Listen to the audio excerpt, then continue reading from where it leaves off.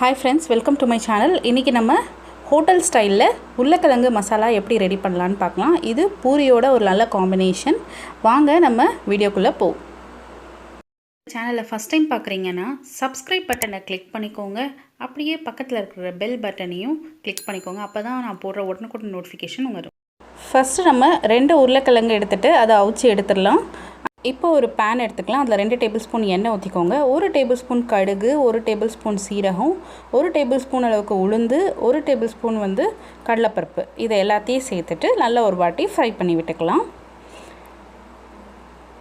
இது நல்லா ஃப்ரை ஆனதுக்கப்புறமா நம்ம ஒரு கொத்து கருவேப்பிலையை சேர்த்துக்கலாம். அப்புறம் சின்ன துண்டு இஞ்சியை சின்ன சின்னதாக நறுக்கி ஒரு அரை டேபிள் ஸ்பூன் அளவுக்கு இருக்கும், அதை சேர்த்துக்கோங்க. பச்சை வாசனை போகிற அளவுக்கு வதக்கிக்கோங்க. பச்சை வாசனை போனதுக்கப்புறம் நம்ம ஒரு பெரிய சைஸ் வெங்காயத்தை கட் பண்ணி எடுத்துக்கலாம். இதுக்கு கொஞ்சம் கிரேவிக்கு வெங்காயம் கொஞ்சம் அதிகமாக போட்டிங்கன்னா நல்லா டேஸ்டியாக இருக்கும். பச்சை மிளகா ஒரு 4 பச்சை மிளகா சேர்த்துக்கலாம்.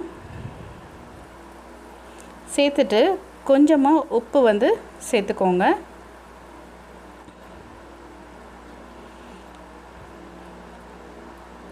சேர்த்து நல்லா வதக்கி விட்டுடுங்க. நல்லா கண்ணாடி பதம் வதங்கினதுக்கப்புறமா நான் பச்சை பட்டாணியை நேற்று நைட்டே ஊற வச்சு எடுத்திருக்கேன். எனக்கு நேச்சுரலான அந்த பட்டாணி கிடைக்கல, ஸோ அதனால் இந்த பட்டாணி தான் யூஸ் பண்ணுறேன். இப்போ உருளைக்கிழங்கை நல்லா ஆறுனதுக்கப்புறம் மசிச்சு எடுத்திருக்கேன், அதையும் இதில் சேர்த்துக்கோங்க. சேர்த்துட்டு நல்லா ஒரு வாட்டி மிக்ஸ் பண்ணி விட்டுக்கோங்க. இது கூட 1/4 டேபிள் ஸ்பூன் மஞ்சத்தூள் சேர்த்துக்கலாம். சேர்த்துட்டு நல்லா ஒரு வாட்டி மிக்ஸ் பண்ணி விடுங்க. எல்லாம் ஒன்றோட ஒன்றா கலந்ததுக்கப்புறம் நம்ம தண்ணி சேர்த்துக்கலாம். தண்ணி சேர்த்துட்டு நல்லா எல்லாத்தையும் ஒரு வாட்டி கிளறி விட்டுட்டு கொஞ்சம் உப்பு டேஸ்ட் பார்த்துக்கோங்க. உப்பு காரெல்லாம் சரியாக இருக்கான்னு பார்த்துட்டிங்கன்னா இதை நம்ம மூடி போட்டு ஒரு 10 to 15 மினிட்ஸ் சிம்லேயே நல்லா வேக வச்சிடலாம். நல்லா 10-15 மினிட்ஸ்க்கு அப்புறம் பார்த்திங்கன்னா நமக்கு தண்ணியெல்லாம் வற்றி நல்ல சூப்பரான கிரேவி ரெடி ஆயிடுச்சு. அவ்வளோதாங்க, இது பூரியோட செம சூப்பரான காம்பினேஷன்.